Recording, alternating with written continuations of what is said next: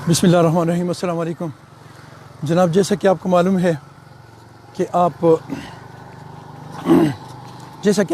है कि बोलियांवाल सकाबाद गांव अकबरी जो है, इसके अहमद ख़ान नायब सूबेदार जो अपनी माँ धरती पर कुर्बान हो गए और उन्होंने इस मिट्टी को अपने खून से आबियारी की, तो मेरे जज्बात इस वक्त ऐसे हैं कि दिल ये चाहता है कि इसी तरह गवर्नमेंट हमें इजाज़त दे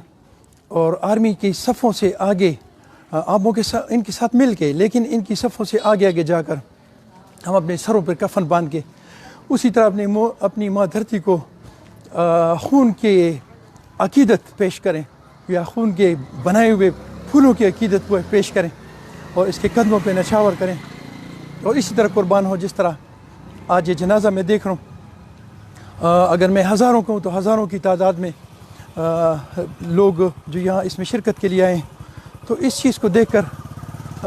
मैं यकीन से कह सकता हूँ कि खून जोश मारता है और हिंदू की और इंडिया की ये जो बदमाशी है और इनकी जो नॉनसेंस हरकतें हैं, इस पर गुस्सा आता है। गवर्नमेंट से अपील है मेरी